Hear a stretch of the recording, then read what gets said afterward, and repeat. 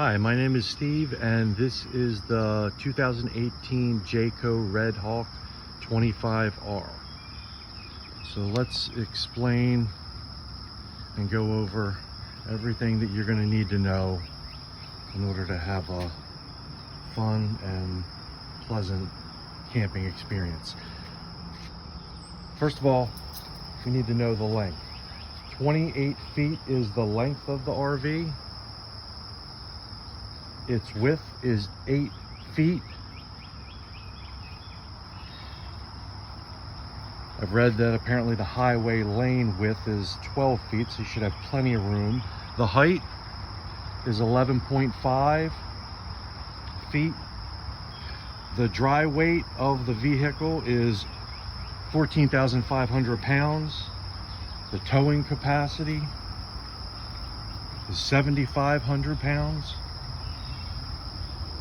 There's a 2-inch receiver in order to hook up either a bike rack, a cargo rack, or if you plan on putting a hitch and hauling.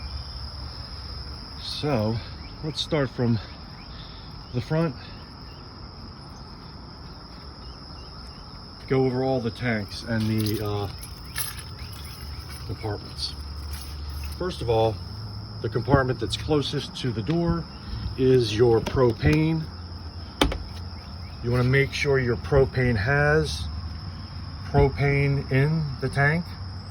Also, you want to make sure it's open. In order to open, you would want to turn this knob all the way counterclockwise. This does not have a lock on it, just in case you need to get into it. If you're going through a tunnel, Baltimore or Harbor Tunnel, RVs are not allowed. You have to go around 695. If you're going to Virginia Beach, you are allowed to go through the tunnels down there in order to get to Virginia Beach.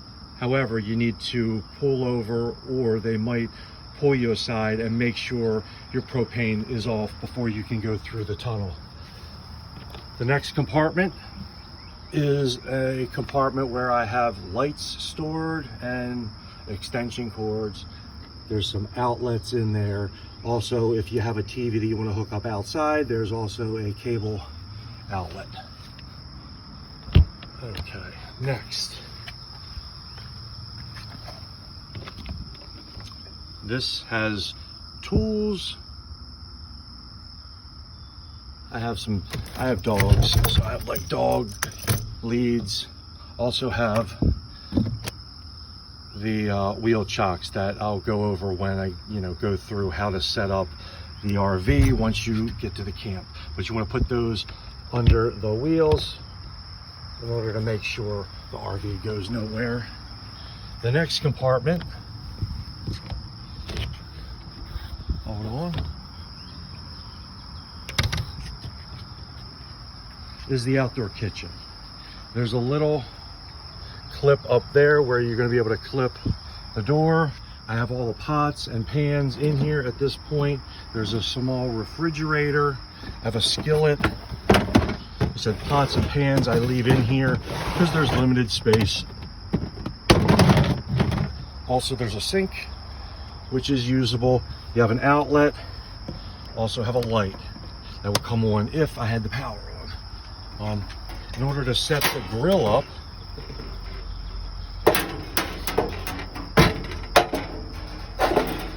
you put it like that, and then I'll also go over when we go over how to set up. There's a hose that's got to be connected to the propane down here, and then underneath of the grill there's another hookup. Next compartment is around back. This compartment I have 2 tables, I have a step ladder, I have 4 chairs, I have the green carpet that you can put outside of the RV door, and there's also a broom and dustpan. You can store whatever else you need to store back there. As I said, there's the hitch, 2-inch receiver. Once we go around to the other side, what we have is there's an outdoor shower. I can open open this up for you. Okay, so there's an outdoor shower that you can use if you, I guess, are dirty before you want to go into the RV. That one has to be locked, otherwise it'll keep coming open. This one is an important compartment right below it. That one also has to either be locked or unlocked in order to open it. Now, when you are driving, hopefully if you have some water in your tanks, there's 3 different tanks. You have a freshwater tank, you have a gray water tank, and you have a black water tank. Black water tank is toilet. So anything that's flushed down the toilet would go into the black. The gray water is anything that goes down the sink. So the sink in the bathroom, the sink in the kitchen, or the sink that's outside in the outside kitchen, that would be considered gray water, and that would go in the gray water tank. Fresh water is obviously fresh water that is going to be coming out of the faucets. I have hoses and everything that you'll need to hook up fresh water. But here it's important to know that city fixtures, which is 2, which is up, and 6, which is over to the right, city fixtures, that's when you're hooking up to a water source, say at a campground that has pressurized water that's coming from the hose into the RV. That would be considered city fixtures. City fill is something you probably won't need to use. However, it's if you decide to, well, I'm sorry, you need to use this if you want to have some water in your tanks while you're traveling. So you can put it on 1, which will be over to the left, and then 6, and that will be city fill. And that would ensure not just that water's coming into the RV and coming out of the faucets when you need it, but it's actually going to fill the freshwater tank up, so you have water once you disconnect in the tanks, once you disconnect from the water outlet. The next one, country fill, you probably won't need to be using that one. That is if you had a big container of water, it wasn't pressurized, then you'd have to put a hose in, say the big, gallon jug or whatever, 10-gallon jug, and then suck up the water. So the pump in the RV would suck up the water out of the container and fill the tank. So that would be country fill, and that would be if you had it on 1 and 4. Normal is where you want to have it when you're driving down the road. So you'll have it all the way over to 3, and then you'll also have it on 5, which is up. And that'll ensure that the fresh water in your tank is usable while you're, driving down the road, not connected to any water source. The other 2 at the bottom, you will not need. Sanitize, that has nothing to do with, what you need to worry about. Anyway, on to the next compartment. The next compartment is the electric. This is a 30 amp RV. So we have a 30 amp electric cord.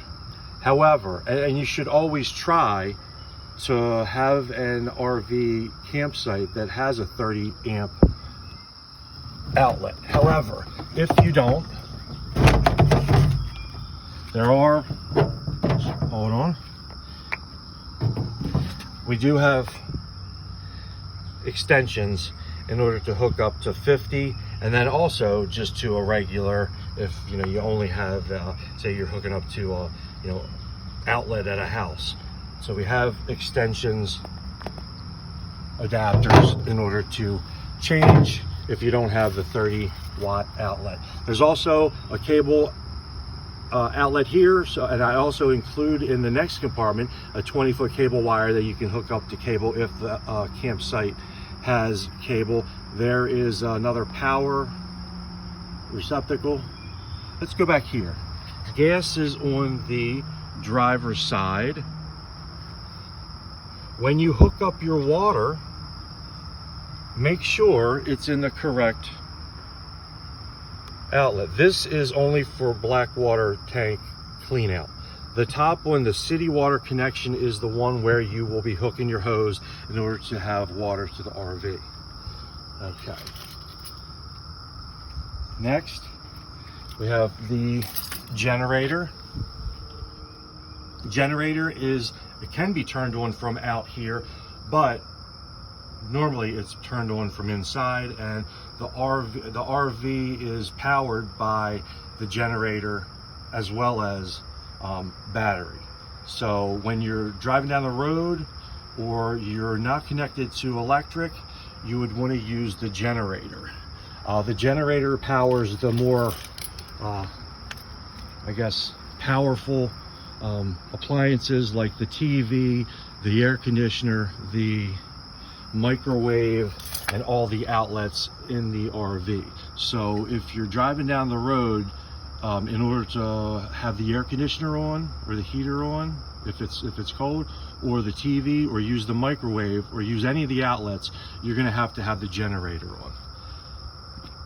Okay, the next compartment is just the battery. It has two batteries. Obviously, the battery that is going to power the lights and the minor things in the RV. Of course, the RV has a battery right by the engine as well. The last compartment is the compartment that I keep all of, well, this is the water container. Okay, so this has the hoses that you're gonna either hook up to your water source, and I have a second hose that you can use that has a nozzle if you need to squirt things off or yourself off. So there are all the compartments that you need to know on the outside. I'll be back with an inside rundown, and then we will have another video that explains how to set up once you arrive at your campsite.